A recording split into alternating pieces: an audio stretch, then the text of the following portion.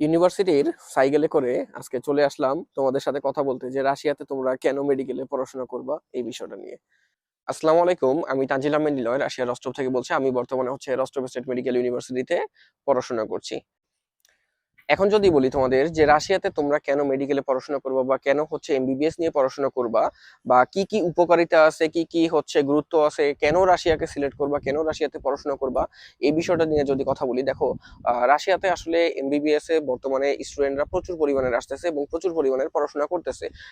এরকমটা না যে শুধুমাত্র বাংলাদেশ থেকে স্টুডেন্টরা আসতেছে, পৃথিবীর অন্যান্য বহুত কান্ট্রি থেকে স্টুডেন্টরা বর্তমানে রাশিয়াতে পড়াশোনা করতে আসতেছে। তো কেন পড়াশোনা করতে আসতেছে তার গুরুত্বের মধ্যে যদি বলি, ফার্স্ট দেখো যে রাশিয়াতে তুমি ইংলিশ মিডিয়ামে টোটালি পড়াশোনা করতে পারছো তোমার 6টা বছর এমবিবিএস।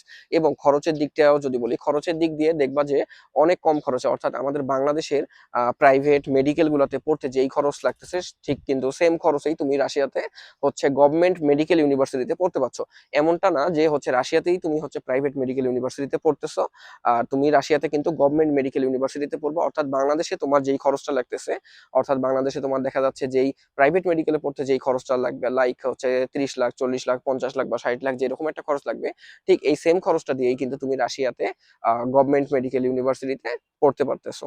আচ্ছা, এরপরে যদি বলি যে আরো কি কি বেনিফিট আছে বা কি কি সুযোগ সুবিধা আছে রাশিয়াতে পড়াশোনা করার ক্ষেত্রে, দেখো কোনো একটা স্টুডেন্ট যদি রাশিয়াতে পড়াশোনা করে এবং পড়াশোনা করে সে যদি খুব ভালো পরিমাণের একটা রেজাল্ট করে, অর্থাৎ তার একদম শুরু থেকে শেষ পর্যন্ত, অর্থাৎ রাশিয়াতে তো পড়াশোনা 6 বছরের, 6 বছর টোটালে যদি খুব ভালোভাবে সে পড়াশোনা করে, খুব ভালো একটা রেজাল্ট করতে পারে, তাহলে রাশিয়ান সরকার তাকে রেড ডিপ্লোমা প্রোভাইড করে।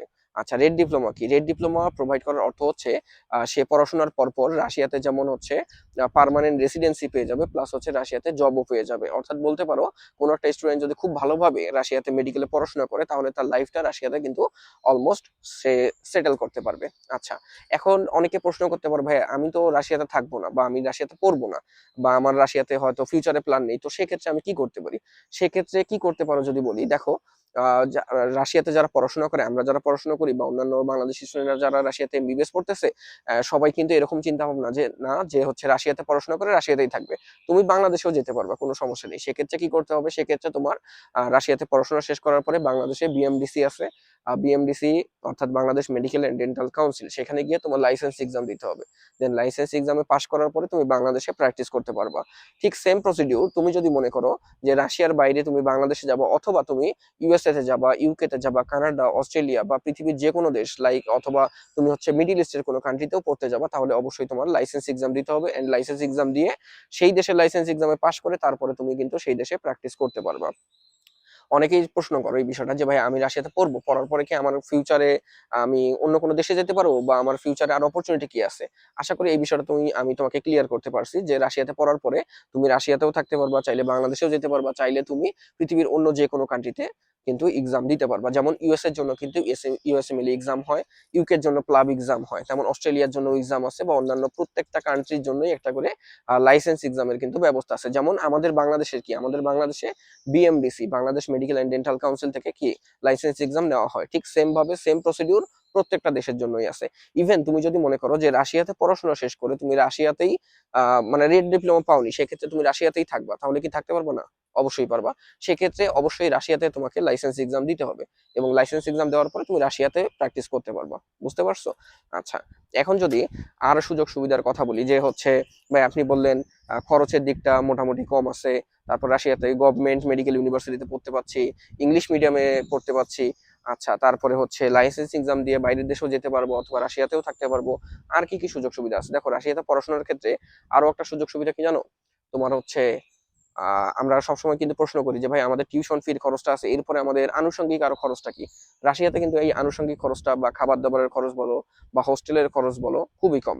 হোস্টেলের যদি খরচ বলি, রাশিয়ার ম্যাক্সিমাম মেডিকেল ইউনিভার্সিটি গুলাতে কিন্তু তোমার গভর্নমেন্ট হোস্টেল অ্যাভেলেবেল আছে। বাট হ্যাঁ, অবশ্যই কিছু মেডিকেল ইউনিভার্সিটি আছে যেগুলোতে গভর্নমেন্ট হোস্টেল অ্যাভেলেবেল থাকে না, সেক্ষেত্রে সমস্যা ফেস করতে হয়। বাট যদি গভর্নমেন্ট মেডিকেল ইউনিভার্সিটির যেগুলো গভর্নমেন্ট হোস্টেল আছে অ্যাভেলেবেল, সেগুলোর কথা বলি, সেগুলোর কিন্তু অল ওভার রাশিয়াতে প্রায় বাংলাদেশি টাকায় বলতে পারো যে 30 লাখ, 30,000 থেকে প্রায় 60,000 এই রেঞ্জের মধ্যে বাৎসরিক যে খরচটা, হোস্টেলের চার্জটা কিন্তু এরকমই হয়। যে কোনো হোস্টেল, কোনো ইউনিভার্সিটি হোস্টেল দেখা যায় যে বছরে 30,000 টাকা মানে 1 বছরে তোমার থাকার খরচ। আবার কোনো হোস্টেল দেখা যায় যে 50,000 টাকা, কোনো হোস্টেল দেখা যায় 60,000 টাকা, এই রেঞ্জের মধ্যেই কিন্তু হোস্টেলগুলো হয়।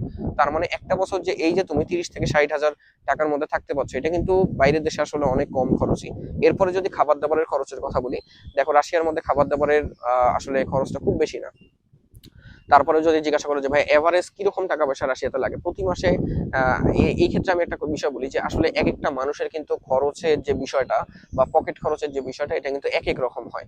তারপরেও যদি বলি যে এভারেজ কিরকম প্রতি মাসে খাওয়া দাওয়ার পিছনে খরচ যায়, প্রতি মাসে দেখা যায় যে বাংলাদেশি টাকায় হয়তো 8-10 হাজার টাকা এরকমই কিন্তু খরচ যায়, বুঝতে পারছো? তো এই যে উপকারিতার কথাগুলো আমি বললাম বা গুরুত্বের কথাগুলো বললাম, এই বিষয়টা অনেকে আমাকে প্রশ্ন করে যে ভাই রাশিয়াতে কেন মেডিকেলে আপনি পড়তেছেন, বা কেন বাংলাদেশি স্টুডেন্টরা বর্তমানে রাশিয়াতে যাচ্ছে? এই সুযোগ সুবিধাগুলো আছে বললেই তারা কিন্তু রাশিয়াতে পড়াশোনা করতেছে। আবার আরো একটা তোমাদেরকে সবচেয়ে ইন্টারেস্টিং একটা সুযোগ সুবিধা বলি। আমি তো বলছি যে রেড ডিপ্লোমা পেলে এখানে তুমি হচ্ছে সেটেল হতে পারবা, বাট রেড ডিপ্লোমা না পেলে, কথার কথা যেমন আমি এখানে মেডিকেলে পড়াশোনা করতেছি, আমি যদি মনে করি যে আমি রেড ডিপ্লোমা পাবো না বা আমি নিতে পারবো না, হয়তো বা সম্ভব না, সেক্ষেত্রে কি আমি রাশিয়াতে থাকতে পারবো না? সেক্ষেত্রেও তুমি রাশিয়াতে থাকতে পারবা। কিভাবে পারবা সেটাও আমি তোমাকে বলে দিই। দেখো, যে সময়টা তোমার পড়াশোনা তোমার রানিং চলতেছে, অর্থাৎ রাশিয়াতে তো 6টা বছর পড়াশোনা, তাই না? তো 6 বছর যে সময়টা তুমি পড়াশোনা করতেছো, ওই সময়টাতে কিন্তু তুমি টেম্পোরারি রেসিডেন্সি পারমিট বা টিআরপির জন্য রাশিয়াতে অ্যাপ্লাই করতে পারবা।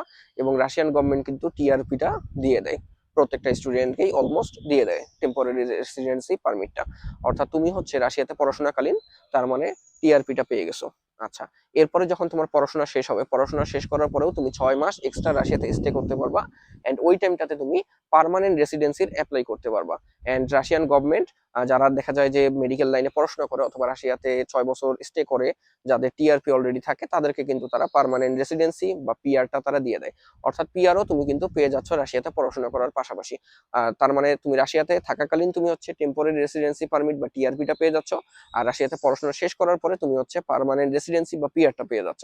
তো এটাও একটা কিন্তু সুযোগ সুবিধার মধ্যে পড়ে যে তুমি হচ্ছে রাশিয়াতে পড়াশোনা করে তোমার রাশিয়াতে আজীবন তুমি থাকতে পারছো, কোনো সমস্যা নেই। প্লাস হচ্ছে ইন কেস তুমি যদি ফিউচারে মনে করো রাশিয়াতেই সেটেল হবা, তাহলে কিন্তু রাশিয়ার পাসপোর্টের জন্য তুমি অ্যাপ্লাইও তখন করতে পারবা। এবং তোমার তো বাংলাদেশের নাগরিকত্ব থাকতেছেই, তুমি বাংলাদেশেও প্র্যাকটিস করতে পারবা, রাশিয়াতেও প্র্যাকটিস করতে পারবা। তো এই সুবিধাগুলোর কারণে বা এই সুযোগ সুবিধাগুলোর কারণেই কিন্তু স্টুডেন্টরা বর্তমানে রাশিয়াতে প্রচুর পরিমাণে আসতেছে। এবং রাশিয়ার অনেকে প্রশ্ন করে যে রাশিয়ার যে ডিগ্রির ভ্যালু ভাই, এই ভ্যালুটা কি আসলে ওয়ার্ল্ড ওয়াইড রিকগনাইজড, বা রাশিয়ার মেডিকেল গুলা কি হচ্ছে ডাব্লিউএইচও রিকগনাইজড, বিএমডিসি রিকগনাইজড, অথবা অন্যান্য বিভিন্ন সংস্থার কথা বলে, এমন এমন সংস্থার কথা অনেক সময় আমাকে অনেকে বলে যেগুলো আমি নিজেও হয়তো জানি না। বাট তারপরেও বলি, রাশিয়ার মেডিকেলের ডিগ্রি বা রাশিয়ার যে পড়াশোনার কোয়ালিটির কথা বলে, কোয়ালিটি অনেক ভালো।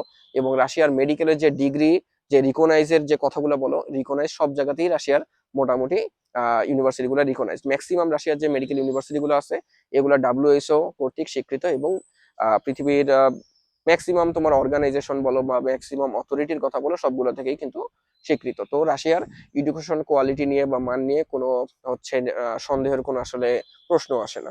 তো আশা করি তোমাদের ওই প্রশ্নের উত্তরগুলো দিতে পারছি যে রাশিয়াতে পড়াশোনা করার সুযোগ সুবিধাগুলো কি কি।